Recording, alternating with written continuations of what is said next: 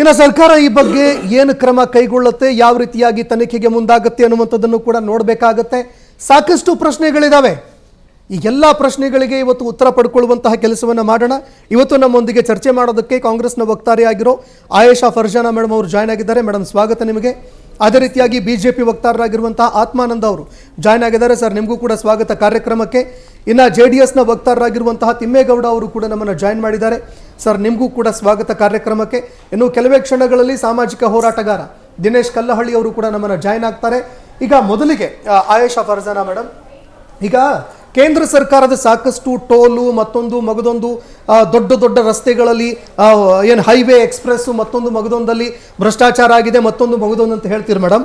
ಆದರೆ ಕೋರ್ಟ್ ಆದೇಶ ಕೊಟ್ಟಿದೆ, ಇಡೀ ನಮ್ಮ ರಾಜ್ಯದ ಇತಿಹಾಸದಲ್ಲಿ ರಸ್ತೆ ಸಂಪರ್ಕದಲ್ಲಿ ಅತಿ ದೊಡ್ಡ ಭ್ರಷ್ಟಾಚಾರ ಇದು ಅಂತ ಖುದ್ದು ಕೋರ್ಟ್ ಹೇಳ್ತಾ ಇದೆ.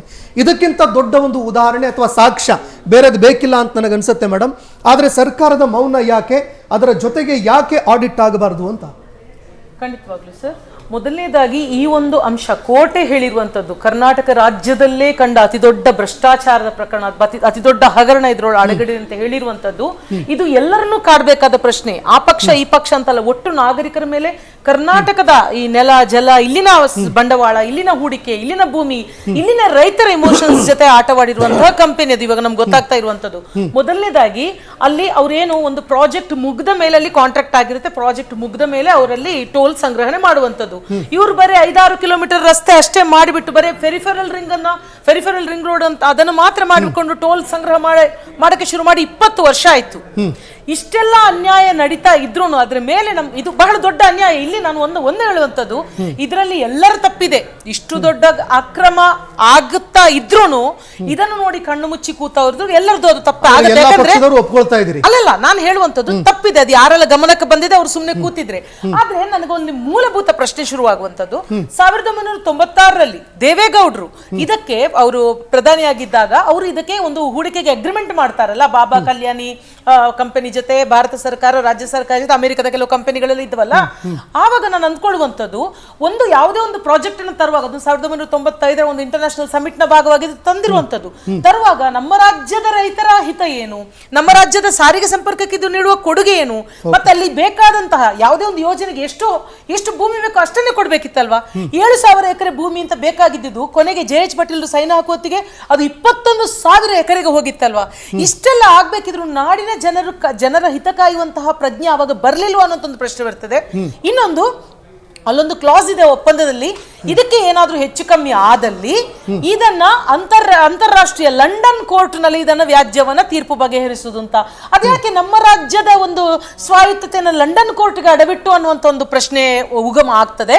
ಇನ್ನೊಂದು, ಇವ್ರದ್ದೆಲ್ಲ ಆದ ಮೇಲೆ ಅವ್ರಿಗೆ ಅವಾಗೆಲ್ಲ ಚೆನ್ನಾಗಿತ್ತು, ದೇವೇಗೌಡರು ಅಲ್ಲಿ ಅಗ್ರಿಮೆಂಟ್ ಮಾಡುವಾಗ ಅಲ್ಲಿ ಒಪ್ಪುವಾಗ, ಇಲ್ಲಿ JH ಪಾಟೀಲ್ರು ಇಲ್ಲಿ ಒಪ್ಪುವಾಗ ಎಲ್ಲ ಚೆನ್ನಾಗಿತ್ತು.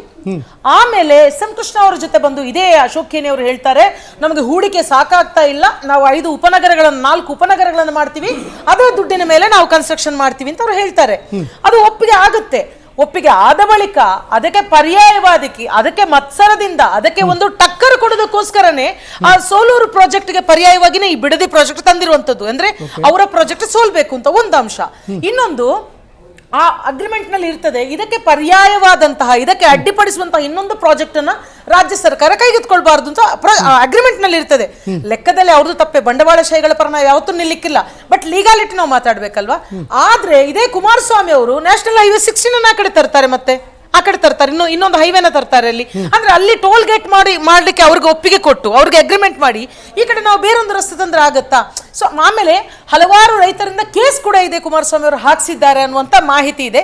ಸೊ ಇದೆಲ್ಲ ಆಗಿ ವ್ಯಾಜ್ಯಗಳ ಮೇಲೆ ವ್ಯಾಜ್ಯಗಳಾಗಿ ಇದುವರೆಗೂ 2020 ನಿಂತಿದ್ಯಾ ಮೇಡಮ್?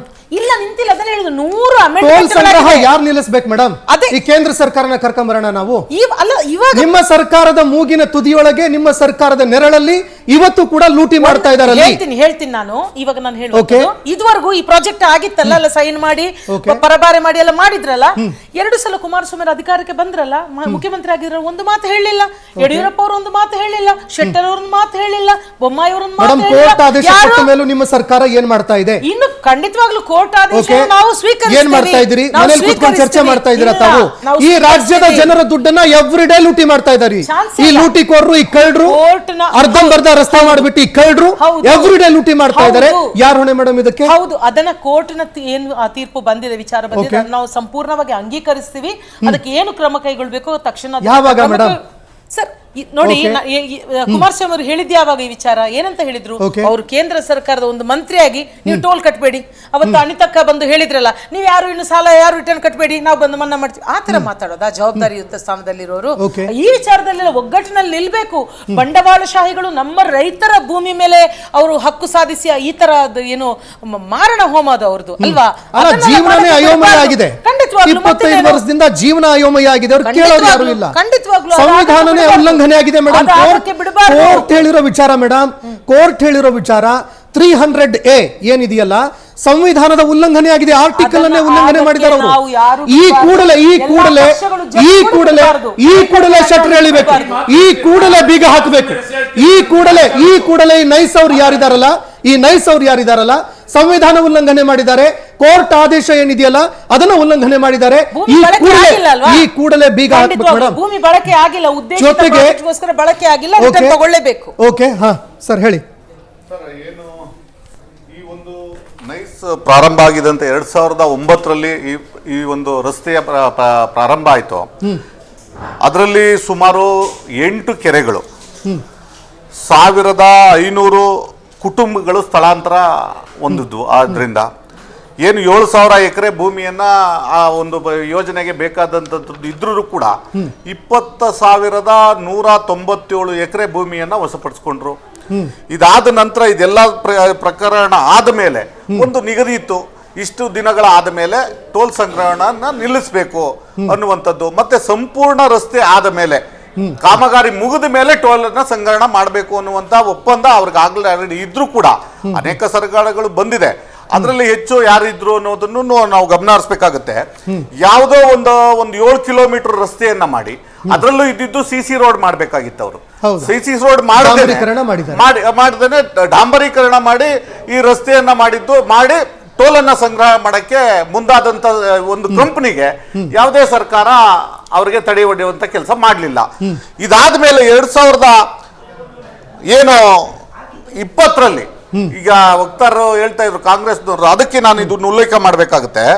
2020ರಲ್ಲಿ ಫೆಬ್ರವರಿ 18ರಂದು ಯಡಿಯೂರಪ್ಪನವ್ರ ಸರ್ಕಾರದ ನೇತೃತ್ವದಲ್ಲಿ ನೈಸ್ ಕಂಪನಿಯ 370 ಎಕರೆ ಜಾಗವನ್ನ ನೈಸ್ ಸರ್ಕಾರಕ್ಕೆ ವಾಪಸ್ ಕೊಡಬೇಕು ಅನ್ನುವಂತ ಒಪ್ಪಂದ ಆಗಿ ಅದರ ಒಂದು ಸಂಪುಟವನ್ನ ಉಪಸಮಿತಿಯನ್ನು ರಚನೆ ಮಾಡಿ, ಅದಾದ ಮೇಲೆ ನೈಸ್ ಕಂಪನಿಯಿಂದ ಯಾವುದೇ ಪ್ರತಿಕ್ರಿಯೆ ಇಲ್ಲದೆ ಆ ಒಂದು ಪ್ರಕ್ರಿಯೆ ಅದಕ್ಕೇನು ಕಿಮ್ಮತ್ತನ್ನ ಕೊಡ್ಲಿಲ್ಲ ಕಂಪನಿ. ಅದಾದ ಮೇಲೆ 2013ರಲ್ಲಿ ಏನು ಕಾಂಗ್ರೆಸ್ ಸರ್ಕಾರದ ಅವಧಿಯಲ್ಲೇ ನೈಸ್ ಯೋಜನೆಗೆ ಸಂಬಂಧಪಟ್ಟಂತೆ ತನಿಖೆ ನಡೆಸಿ ಅನೇಕ TB ಜಯಚಂದ್ರ ಅವರ ನೇತೃತ್ವದಲ್ಲಿ ತನಿಖೆ ಆಗುತ್ತೆ. ಮತ್ತೆ ಇದನ್ನ ಸಂಪೂರ್ಣವಾಗಿ ಟೋಲನ್ನ ನಿಲ್ಲಿಸಬೇಕು ಅನ್ನುವಂತ ಕೋರ್ಟಿನ ಆದೇಶ ಬಂದ್ರೂ ಕೂಡ ಯಾವುದೇ ಒಂದು ಕ್ರಮವನ್ನ ಸರ್ಕಾರ ಕೈಗೊಳ್ಳಲ್ಲ, ಅದು ನಿರಂತರವಾಗಿ ಸಾಗುತ್ತೆ. ಇಷ್ಟೆಲ್ಲ ಇದ್ರೂ ಕೂಡ ಈ ಒಂದು ನೈಸ್ ಹಗರಣದಲ್ಲಿ ಇರುವಂತ ಕೇಸ್ಗಳು ಏನು 189 ಪ್ರಕರಣಗಳು ವಿಚಾರಣೆಗೆ ಬರುತ್ತೆ. ಹೈಕೋರ್ಟ್ನಲ್ಲಿ 164 ಇದರ ಬಗ್ಗೆ ಮೊಕದ್ದಮೆಗಳಿದೆ. ಮತ್ತೆ ಸುಪ್ರೀಂ ಕೋರ್ಟ್ ನಲ್ಲಿ 21 ಪ್ರಕರಣಗಳಿದೆ. ಇಷ್ಟೆಲ್ಲ ಇದ್ರೂ ಕೂಡ ಈ ಸರ್ಕಾರಕ್ಕೆ 2013ರಲ್ಲೇ ಆದೇಶ ಬಂದಿದ್ರು ಇದು ಈ ಸರ್ಕಾರ ಏನ್ ಕ್ರಮ ಕೈಗೊಂಡಿದೆ ಕಾಂಗ್ರೆಸ್ ಅನ್ನೋರು ಅನ್ನೋದಂತದ್ದು ಹೇಳ್ಬೇಕು. ಯಡಿಯೂರಪ್ಪನವ್ರ ಸರ್ಕಾರ ಇದ್ದಾಗ 370 ಎಕರೆಯನ್ನ ವಶಪಡಿಸಬೇಕು ಅನ್ನುವಂತ ಆದೇಶವನ್ನ ಉಪಸಮಿತಿ ನಿರ್ಣಯ ಮಾಡ್ತು. ಆತ್ಮಾನಂದ ಸರ್, 2008ರಲ್ಲಿ ಟೋಲ್ ಆರಂಭ ಆಯಿತು ಸರ್. ನಿಮ್ ಸರ್ಕಾರ ಏನ್ ಮಾಡ್ತಾ ಇತ್ತು ಸರ್? ರಸ್ತೆ ಕಾಮಗಾರಿ ಪೂರ್ಣ ಆಗದೆ ಅವರಿಗೆ ಟ್ಯಾಕ್ಸ್ ಅನ್ನ ವಸೂಲಿ ಮಾಡೋದಕ್ಕೆ ಹೇಗೆ ಸರ್ ಅವಕಾಶ ಕೊಟ್ಟರು ನಿಮ್ಮ ಸರ್ಕಾರ? 2008ರಲ್ಲಿ ಆಗಿದ್ದಂತ ಏನು 7 ಅವರು ಮಾಡಿದ್ದು ಹಂತವಾಗಿ ಟೋಲ್ ಅನ್ನ ಸಂಗ್ರಹ ಮಾಡುವಂತದ್ದು, ಸಂಪೂರ್ಣ ಮಾಡಿದ್ದು ಏನು ಆ ಒಪ್ಪಂದದ ಒಡಂಬಡಿಕೆ ಏನಾಗಿತ್ತು ಅನ್ನುವಂಥದ್ದು ಮಾಹಿತಿಯನ್ನೇ ನಮಗೆ ಕೋರ್ಟ್ ಕೊಟ್ಟಿರ್ಲಿಲ್ಲ. ನಾವು ಕೋರ್ಟ್ಗೆ ಹೋದ ನಂತರನೇ ಅವರ ಎಲ್ಲ ಬಂಡವಾಳ ಈಚೆ ಬಿದ್ದಿದ್ದು. ಸರ್ ಒಂದ್ ನಿಮಿಷ ಸರ್, ಒಂದು ರಸ್ತೆಯಲ್ಲಿ ಟೋಲ್ ಸುಲಿಗೆ ಮಾಡ್ಬೇಕು, ಅವರು ಅಲ್ಲಿ ವಸೂಲಿ ಮಾಡ್ಬೇಕು ಅಂತಂದ್ರೆ ಆ ರಸ್ತೆ ಕಾಮಗಾರಿ ಪೂರ್ಣ ಆಗಿರ್ಬೇಕು ಸರ್. ಹೌದು, ರಸ್ತೆ ಕಾಮಗಾರಿ ಪೂರ್ಣ ಆಗಿರ್ಬೇಕು. ರಸ್ತೆ ಕಾಮಗಾರಿ ಪೂರ್ಣನೇ ಆಗದೆ ಅವ್ರಿಗೆ ಟೋಲ್ ವಸೂಲಿ ಮಾಡೋದಕ್ಕೆ ಅವಕಾಶ ಮಾಡಿಕೊಟ್ಟಿದ್ದು ಯಾರು ಸರ್? ನನಗಿಲ್ಲಿ ಬೇಕಾಗಿರೋದು ಏನಂದ್ರೆ ಆ ಟೋಲಲ್ಲಿ ಒಂದೆರಡು ಗಲಾಟೆ ಅಲ್ಲ, ಸಾಕಷ್ಟು ಗಲಾಟೆಗಳಾಗಿದೆ. ಅನೇಕರ ಮೇಲೆ ಅಲ್ಲಿ ಏನು ಟೋಲ್ ವಸೂಲಿ ಮಾಡೋ ಗೂಂಡಾಗಳಿದ್ದಾರೆ, ಆ ಗೂಂಡಾಗಳು ಹಲ್ಲೆ ಮಾಡಿದ್ದಾರೆ, ಗೂಂಡಾಗಿರಿ ಮಾಡ್ತಾ ಇದ್ದಾರೆ ಅಲ್ಲಿ. ಅದರ ಜೊತೆಗೆ sir, who is the culprit ಅನ್ನೋದು ಬೇಕಿಲ್ಲಿ. ಅವರಿಗೆ ಅಲ್ಲಿ ಟೋಲ್ ವಸೂಲಿ ಮಾಡೋದಕ್ಕೆ ನಿಮ್ಮಗಳ ಸರ್ಕಾರಗಳೇ ಕೊಟ್ಟಿರೋದಿಲ್ಲ ಸರ್, ನೀವುಗಳು ಮಾಡಿರೋದಕ್ಕೆ ಜನ ಯಾಕೆ ಸರ್ ಬೆಲೆ ತೆರಬೇಕು? ಸರ್, ಈಗ ಸರ್ಕಾರ ಯಾವ್ದಿದೆ ಅನ್ನೋದನ್ನ ನಾವು ಪ್ರಶ್ನೆ ಅಲ್ಲ, ಅವ್ರನ್ನ ಪ್ರಶ್ನೆ ಮಾಡ್ತಾ ಇದೀನಿ ಸರ್, ನಾನು ಪ್ರಶ್ನೆ ಮಾಡ್ತಾ ಇದೀನಿ ಸರ್, ಪ್ರಶ್ನೆ ಮಾಡ್ಲೇಬೇಕು, ಮಾಡ್ತಾ ಇದೀವಿ ಸರ್. ಅದರಿಂದ ನಾವು ತಡೆಯನ್ನ ಒಡ್ಡಿ ಕೂಡ ಸ್ಟಾಪ್ ಆಗಿದ್ರು ಕೂಡ ಅವ್ರು ಕೋರ್ಟ್ಗೆ ಹೋಗಿ ಮತ್ತೆ ಅದನ್ನ ನಾವು ಇಷ್ಟು ದಿನದಲ್ಲಿ ಕ್ಲಿಯರ್ ಮಾಡ್ತೇವೆ, ಏನು ಸಿಸಿ ರಸ್ತೆಯನ್ನ ಮಾಡ್ತೀವಿ ಅಂತೇಳಿ ಒಂದಷ್ಟು ದಿನಗಳ ಕಾಲ ಸತತವಾಗಿ 3 ತಿಂಗಳು ಟೋಲ್ ಅನ್ನ ಬಂದ್ ಮಾಡಿತ್ತು ನಮ್ಮ ಸರ್ಕಾರದ ಅವಧಿಯಲ್ಲಿ. ನೀವು ಬೇಕಾದ್ರೆ ದಾಖಲೆಯನ್ನ ನಾನು ಕೊಡ್ತೇನೆ. ಅದಾದ್ಮೇಲೆ ಒಂದಷ್ಟು ಡಾಂಬರೀಕರಣವನ್ನ ನಿಲ್ಲಿಸಿ ಸಿಸಿ ರೋಡ್ ಅನ್ನು ಮಾಡಿ ಕೋರ್ಟ್ ಮೇಲೆ ಒಂದಷ್ಟು ದಿನ ಟೋಲ್ ನಿಲ್ಲಿಸಿ ಮತ್ತೆ ಕೋರ್ಟ್ ಆದೇಶವನ್ನ ಮಾಡಿಸ್ಕೊಂಡು ಬಂದು ಅನೇಕ ಜನ ರೈತರು ನಿರಂತರವಾಗಿ ಇವತ್ತು ಹೋರಾಟ ಮಾಡ್ತಾ ಇದ್ದಾರೆ. ಅವ್ರಿಗೆ ಇನ್ನ ನ್ಯಾಯ ಸಿಕ್ಕಿಲ್ಲ. ಅನೇಕ ಕುಟುಂಬಗಳು ಅದರಿಂದ ಅನ್ಯಾಯಕ್ಕೊಳಗಾಗಿವೆ. ಇಷ್ಟೆಲ್ಲ ಇದ್ದೂ ಕೂಡ ಟೋಲ್ನ ತಗೊಳ್ಬಾರ್ದು ಅನ್ನುವಂತ ಹೋರಾಟ ಆಗಿದ್ರು ಕೂಡ ಸರ್ಕಾರ ಅದಕ್ಕೆ ಪೂರಕವಾಗಿ ಕೆಲಸ ಮಾಡಬೇಕಾಗಿತ್ತು. 2013ರಲ್ಲಿ ಕಾಂಗ್ರೆಸ್ ಸರ್ಕಾರ ಇತ್ತು, ಅದು ಏನು ವಶಪಡಿಸಬೇಕಾಗಿತ್ತು ಅದು ಮಾಡ್ಲಿಲ್ಲ. ಈಗ ಅದಾದ್ಮೇಲೆ ಒಂದಷ್ಟು ಕಾಲಾವಕಾಶ ಮತ್ತೆ ಕೇಳಿದ್ರು, ಕಂಪ್ಲೀಟ್ ಮಾಡಿದೀವಿ, ಇನ್ನೊಂದಷ್ಟು ಕಾಲಾವಕಾಶ ಬೇಕು ಅಂತ ಕೋರ್ಟ್ಗೆ ಹೋಗಿದ್ರು, ಮತ್ತೆ ಆಯ್ತು. ಅದಾದ್ಮೇಲೆ ಈಗ ಎಲ್ಲವೂ ಮುಗಿದಿದೆ. ಆದ್ರೆ ಈ ಸರ್ಕಾರದ ಜೊತೆ ಯಾರು ಸಾಮೀಲಾಗಿದ್ದಾರೋ, ಯಾವುದೇ ಪಕ್ಷದವರಾಗಿರ್ಬೋದು, ಇದನ್ನ ವಶಪಡಿಸ್ಕೋಬೇಕು. ಸಾರ್ವಜನಿಕರಿಗೆ ಉಪಯೋಗ ಆಗುವಂತ ಕೆಲಸ ಆಗ್ಬೇಕು. ಸಾರ್ವಜನಿಕರಿಂದಾನೇ ತೆರಿಗೆ ಹಣ ಬರೋದು. ಅದರಿಂದ ಇವತ್ತು ಸಾಕಷ್ಟು ಕೋಟ್ಯಾಂತರ ರೂಪಾಯಿ ಹಣವನ್ನ ಟೋಲ್ ಸಂಗ್ರಹ ಮಾಡಿದ್ದಾರೆ. ಈಗ ಇನ್ನೊಂದು ಸರ್ ಇದೆ ಸರ್. ಈಗ ಒಂದು ಬೈಕ್ ತಗೊಳ್ಬೇಕಾದ್ರೆ ಸರ್, ನಾವು ಯಾವುದೇ ಒಬ್ಬ ಸಾಮಾನ್ಯ ವ್ಯಕ್ತಿ ಒಂದು ಬೈಕ್ ತಗೊಳ್ಬೇಕಾದ್ರೆ ಆತ ರಸ್ತೆಗೆ ಇಂತಿಷ್ಟು ಅಂತ ಟ್ಯಾಕ್ಸ್ ಕಟ್ತಾನೆ ಸರ್. ಅದರ ಜೊತೆಗೆ ಸರ್, ಪೆಟ್ರೋಲ್ ಡೀಸೆಲ್ ತಗೊಳ್ಬೇಕಾದ್ರೆ ಅದರಲ್ಲೂ ಕೂಡ ಎಕ್ಸೈಸ್ ಡ್ಯೂಟಿ ಅಂತ ಅಷ್ಟು ಇಷ್ಟು ಅಂತ ಸರಿಸುಮಾರು 30-40 ರೂಪಾಯಿ ಸುಲಿಗೆ ಆಗುತ್ತೆ ಸರ್. ಅದರ ಹೊರತಾಗಿಯೂ ಕೂಡ ರಸ್ತೆ ನಿರ್ಮಾಣ ಮಾಡೋಕ್ಕಾಗದೆ ಸರ್ಕಾರಗಳು ಈ ರೀತಿ ಸಾರ್ವಜನಿಕರ ಕೈಯಲ್ಲಿ, ಯಾವುದೋ ಒಂದು ಕಂಪನಿಗಳ ಕೈಯಲ್ಲಿ ಸಾರ್ವಜನಿಕರನ್ನ, ಜನರನ್ನ ಯಾರು ಟ್ಯಾಕ್ಸ್ ಕಟ್ತಾ ಇದ್ದಾರೆ ಅವ್ರನ್ನ ಕೊಡುವಂಥದ್ದು ಇದೆಯಲ್ಲ ಸರ್, ಇದಕ್ಕೆ ಯಾರು ಹೊಣೆ ಸರ್? ಸರ್, ಮೋಟಾರ್ ವೆಹಿಕಲ್ ಏನು ನಿಬಂಧನೆಗಳೇನಿದೆ, ಮೋಟಾರ್ ವೆಹಿಕಲ್ ಟ್ಯಾಕ್ಸ್ ನಿಬಂಧನೆಗಳಲ್ಲಿ ನಿಮಗೆ ರಸ್ತೆಗೆ ಬೇರೆ ಮತ್ತೆ ಸಾರಿಗೆ ವಾಹನಕ್ಕೆ ಬೇರೆ, ಅಪಘಾತಕ್ಕೆ ಬೇರೆ ಇರುತ್ತೆ. ಇದನ್ನ ರಸ್ತೆ ಒಂದು ಉಪಯೋಗದಲ್ಲಿ ಇನ್ಕ್ಲೂಡ್ ಆಗಿರಲ್ಲ ಈ ಒಂದು ತೆರಿಗೆ. ಇದನ್ನ ಇನ್ಕ್ಲೂಡ್ ಮಾಡುವಂತ ಕೆಲಸಗಳಾಗಬೇಕು. ಏನು ರಸ್ತೆನ ಒನ್ ಟೈಮ್ ಇನ್ಸೂರೆನ್ಸ್ ಅನ್ನ, ಪಾಲಿಸಿಯನ್ನ ರಸ್ತೆಯನ್ನು ಸೇರಿಸಿ ಮಾಡುವಂತ ಒನ್ ಟೈಮ್ ಇನ್ಸೂರೆನ್ಸ್ ಅನ್ನ ಕಟ್ಟಿಸ್ಕೊಂಡ್ರೆ ಜನಕ್ಕೆ ಅನುಕೂಲ ಆಗುತ್ತೆ. ಯಾವ ಸರ್ಕಾರಗಳು ಇದ್ರ ಬಗ್ಗೆ ಆಲೋಚನೆ ಮಾಡ್ತಾ ಇಲ್ಲ. ಇದು ಬಹಳ ದೊಡ್ಡ ಒಂದು ವಿಪರ್ಯಾಸ. ಹಾಗಾಗಿ ಅದರಲ್ಲೂ ನೈಸ್ ಕಂಪನಿ ಒಂದು ರಾಜ್ಯದ ಒಡಂಬಡಿಕೆ ಆಡಳಿತದ ಕೈ ಕೆಳಗಡೆ ಇರುವಂತ ಈ ಒಂದು ನಾವೇ ಇದಕ್ಕೆ ಏನು ಹೆಚ್ಚಿನ ಪ್ರಾಮುಖ್ಯತೆಯನ್ನು ಕೊಟ್ಟು ದುಬಾರಿ 2 ಪಟ್ಟು 3 ಪಟ್ಟು 4 ಪಟ್ಟು ರಸ್ತೆ ಟೋಲ್ಗಳನ್ನ ದರವನ್ನ ಹೆಚ್ಚಿಸಿದ್ದಾರೆ. ಹೀಗಾಗಿ ಇದು ನಿಲ್ಲಿಸಬೇಕು. ಇದು ನಿಲ್ಲಿಸಕ್ಕೆ ಕೂಡಲೇ ಈ ಸರ್ಕಾರ ಕ್ರಮ ಏನು ಕೈಗೊಳ್ಳುತ್ತೆ? ಈಗ ಆದೇಶ ಕೋರ್ಟ್ ನಿಂದನೇ ಇದೆ, ಅವರಿಗೆ ಉಲ್ಲಂಘನೆ ಆಗಿದೆ. ಎಲ್ಲಾ ಕಾನೂನುಗಳನ್ನ ಉಲ್ಲಂಘನೆ ಮಾಡಿ ಇದನ್ನ ಅವಕಾಶ ಮಾಡಿ, ಸಂವಿಧಾನವನ್ನೇ ಉಲ್ಲಂಘನೆ ಮಾಡಿದ್ದಾರೆ, ಕಾನೂನೇನು ಸರ್? ಓಕೆ.